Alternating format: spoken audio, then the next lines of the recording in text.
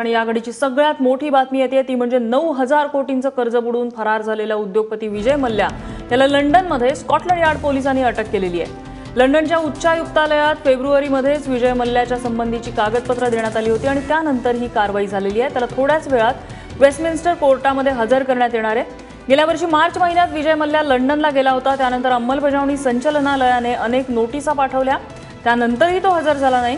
अखेर त्याला फरार घोषित करण्यात आलं आणि किंगफिशर एअरलाइन्सचं त्याने 9,000 कोटींचं कर्ज बुडवल्याचा आरोप मल्ल्यावरती आहे। भारती अत्रे आमच्या प्रतिनिधी आपल्याला अधिक माहिती देतात। भारती, सध्या काय अपडेट्स आहेत, ही कारवाई कशी होईल नेमकी? नम्रता, लंडनच्या वेळेनुसार 9:30 वाजता म्हणजे अगदी काही वेळापूर्वी ही अटक करण्यात आलेली आहे आणि थोड्याच वेळात वेस्टमिन्स्टर कोर्टात त्यांना हजर केलं जाणार आहे। जी माहिती मिळते त्यानुसार भारताने ज्या फॉर्मल रिक्वेस्ट पाठवल्या होत्या, सूचना केली होती, त्या सूचनेनुसारच विजय मल्ल्या यांना आता स्कॉटलंड यार्ड पोलिसांकडून अटक करण्यात आलेली आहे। वेस्टमिन्स्टर कोर्टासमोर आता विजय मल्ल्यांवर काय काय आरोप आहेत भारतामध्ये तेच सांगितले जाणार आहे आणि तिथूनच प्रत्यर्पणाची जी प्रोसेस आहे, ज्याच्यासाठी आता सीबीआय महत्वपूर्ण भूमिका घ्यायची आहे, ती सुरू होणार आहे।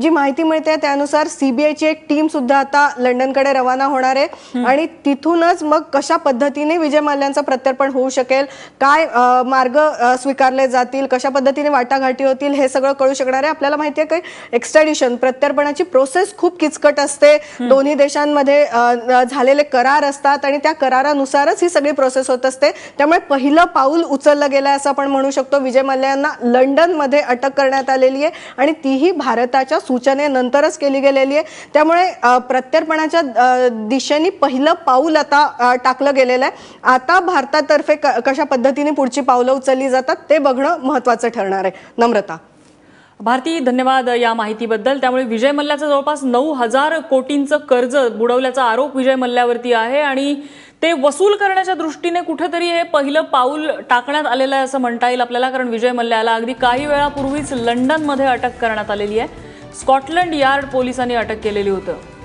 9,000 कोटींचं कर्ज बुडवून विजय मल्ल्या फरार झालेला होता। किंगफिशर एअरलाइन्सच्या नावाने मल्ल्यानं बँकांकडून हे कर्ज घेतलं होतं। ही एअरलाइन्स बुडीत निघाली आणि त्यानंतर या कर्जासाठी बँकांकडून ज्यावेळेला दबाव टाकण्यात आला त्यावेळेला लंडनमध्ये पलायन केलेलं होतं विजय मल्ल्यांनी। तब्बल 17 बँकांच्या समूहाकडून मल्ल्याला कर्ज मिळालेलं होतं।